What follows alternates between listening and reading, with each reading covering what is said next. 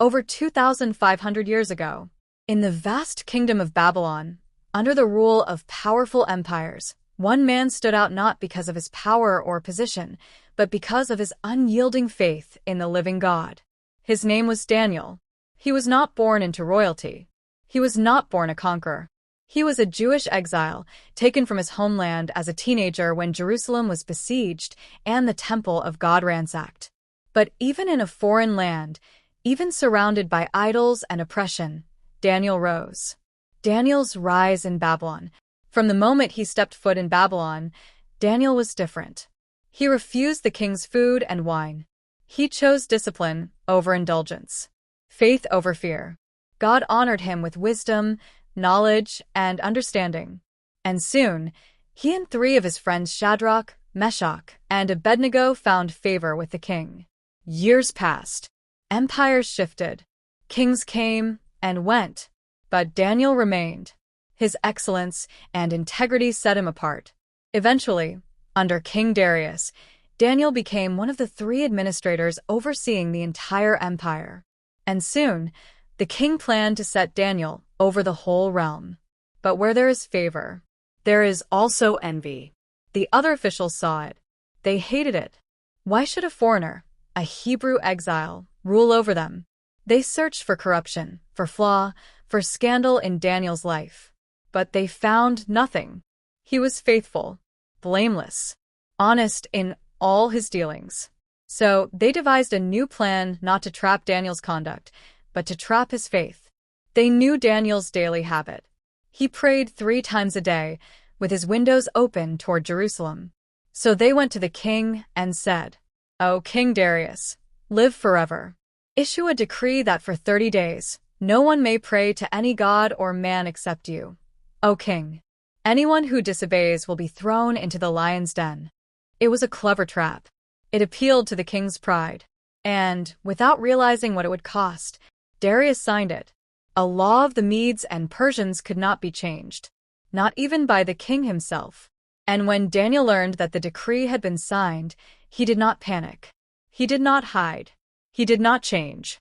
He went to his room, opened the windows toward Jerusalem, and knelt to pray, just as he always had. He gave thanks to God. He lifted his heart in praise. And he asked for help. They found him just as they expected, on his knees praying. They rushed to the king. "Daniel has violated your law." King Darius was devastated. He realized then what had happened. He tried all day to rescue Daniel, to find a loophole, but the law could not be reversed. At sunset, with a heavy heart, the king ordered Daniel to be brought to the den. Into the den of lions. The lions roared. Their den was deep, their hunger fierce. The stone was rolled aside, and Daniel, old and steady, full of peace, was lowered in. Before the stone was sealed, Darius whispered, "May your God, whom you serve continually, rescue you." The den was sealed with the king's signet, and Daniel was left alone in the darkness, with the lions. A night of faith and a king's restlessness. That night, the king could not sleep. No music, no entertainment, no food. He paced the palace floors. He grieved his foolish decree. He prayed to a God he barely knew. And as the moon passed overhead, a miracle unfolded in the silence of the den. Because that night, God sent his angel, and the angel shut the mouths of the lions. They did not touch Daniel. They did not harm him. He was surrounded by death, yet wrapped in divine peace. Morning light and a miracle revealed. At first light, the king raced to the lion's den. "Daniel, servant of the living God, has your God, whom you serve continually, been able to rescue you from the lions?" And from the darkness came a calm voice. "O king, live forever. My God sent his angel, and he shut the mouths of the lions. They have not hurt me, because I was found innocent before him and before you." The king was overjoyed. Daniel was lifted from the pit, not a scratch on him, because he had trusted in his God. The king immediately commanded that the men who had plotted against Daniel, along with their families, be thrown into the den. And before they reached the floor, the lions overpowered them. The same lions that had slept beside Daniel now devoured his enemies. And King Darius issued a new decree. I decree that everyone in my kingdom must fear and reverence the God of Daniel. For he is the living God, and he endures forever. His kingdom will never be destroyed. He rescues and he saves. He performs signs and wonders in the heavens and on the earth. He has rescued Daniel from the power of the lions. And Daniel prospered, not because of politics, not because of power, but because of faithfulness. The story of Daniel in the lion's den is not just about survival.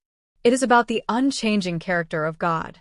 It is about a man who refused to compromise, who chose prayer over popularity, conviction over comfort, God's presence over political safety. In a world that demanded silence, Daniel lifted his voice. And in a den where death was certain, God delivered. This story teaches us that integrity has weight, even in a corrupt world. That faith may be tested, but it will also be honored. That God still sends angels, even into the deepest pits. That lions still roar, but God still reigns. So when your trial comes, when the law turns against you, when the enemy surrounds you, when the pit opens beneath you, remember, Daniel prayed, and God heard.